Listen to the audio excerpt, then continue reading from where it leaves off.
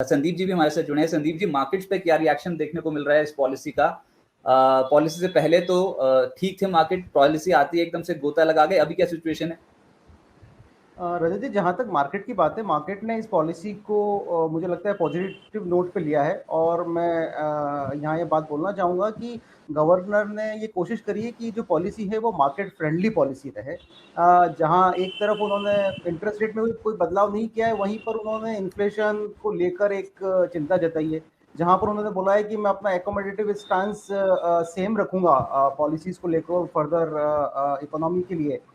उसी तरफ उन्होंने ये भी बोला है कि मैं गोइंग फॉरवर्ड हो सकता है कि एकोमोडेटिव स्टांस के अंदर थोड़ा चेंज करूं और हम शायद एकोमोडेटिव से न्यूट्रल की तरफ जाना स्टार्ट करें।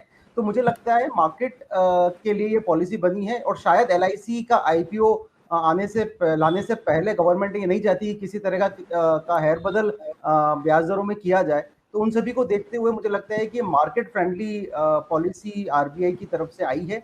और ये दो धरी तलवार है, एक तरफ हम ग्रोथ की तरफ भी आगे बढ़ रहे हैं और दूसरी तरफ हम इन्फ्लेशन की तरफ भी बढ़ रहे हैं। तो समवेयर एनी इकोनॉमी और any governor has to strike a fine balance between growth and inflation. तो मुझे लगता है कि गवर्नर ने ये बैलेंस एस्टेब्लिश किया है और मार्केट मुझे लगता है कि इसे पॉजिटिव नोट पे लेगा। हालांकि एक सेशन रेंट बाउंड रहने वाला है इन पॉलिसी के दूरगामी प्रभावों को देखते हुए। तो कहाँ पर आप देख रहे हो मार्केट्स को जाता हुआ? ये पॉलिसी एक इवेंट तो बीत गया, मार्केट अगला ट्रिगर ढूंढने की कोशिश करेगा, अर्निंग्स आने वाली हैं, आप मार्केट को और नीचे जाता देखते हो या फिर यहाँ से आप फिर से तेजी पकड़ने को तैयार है? क्या टारगेट्स हैं आपके लिहाज पे, आपके मुझे ध्यान में? मुझे लगता है कि benchmark indices Nifty bank Nifty दोनों को हमें बहुत लंबा हम प्रेडिक्ट नहीं कर पाएंगे, बिकॉज वॉलेटिलिटी काफी ज्यादा है ग्लोबल फ्रंट्स के ऊपर हमारे अपने कारणों की वजह से। तो अगर 7 दिन 8 दिन का मैं व्यू लूँ तो मार्केट मुझे एक रेंज बाउंड सेशन में नजर आता है, जहां पे मार्केट निफ्टी पर्टिकुलरली 17,500 से लेकर 17,850 900 के लेवल पे रहेगा। ये ट्रेडिंग के लोअर एंड अपर बैंड होंगे। अगर किसी एक बैंड को मार्केट ब्रेक करता है तो हमें वहां से एक स्टीप मूवमेंट किसी की तरफ दिखाई दे सकता है। जहां तक अर्निंग्स की बात रही, अर्निंग्स मेरे हिसाब से 2 या 3 दिन में आनी स्टार्ट हो जाएगी। जैसे एसडब्ल्यू सोलार ने कल अपनी अर्निंग प्रेजेंट कर दी है और आईटी कंपनीज जो है वो 11-12 तारीख के आसपास से अपनी अर्निंग्स देंगी।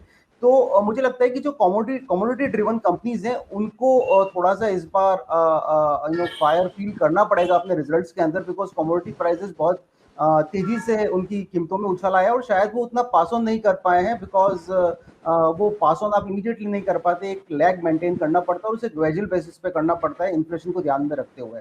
तो रिजल्ट मुझे लगता है मिक्स आएंगे। जो कमोडिटी का डायरेक्ट प्ले हैं, जैसे जो स्टील प्रोड्यूसर हैं जिनकी बैकवर्ड और फॉरवर्ड इंटीग्रेशन हैं, या जो ऑयल मेकिंग कंपनीज हैं, उनके लिए रिजल्ट्स अच्छे रहेंगे। लेकिन जो कमोडिटी के कंज्यूमर कंपनीज हैं, मुझे लगता है कि वहां पर रिजल्ट्स और मार्जिन में आपको श्रिंकेज देखने को मिलेगा।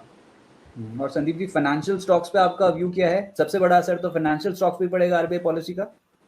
बात सही है। और जहां तक फाइनेंशियल स्टॉक्स की बात है, हम अब राइजिंग इंटरेस्ट रेट्स की तरफ बढ़ रहे हैं और मुझे लगता है कि राइजिंग रेट्स फाइनेंशियल स्टॉक्स के लिए, पर्टिकुलरली बीएफएसआई जो हुआ, उनके लिए एक पॉजिटिव चीज लेकर आता है, बिकॉज उनके पास में स्प्रेड होता है, उनके पास में ये सहूलियत होती है कि वो कितना पास ऑन करना चाहते हैं, कब पास ऑन करना चाहते हैं। उनके पास में कासा का एक अच्छा रिजर्व अवेलेबल होता है कि वहां पे वो इंटरेस्ट रेट कम देते हैं और उनको मतलब सस्ते में कॉस्ट बोरिंग मिल सकती है।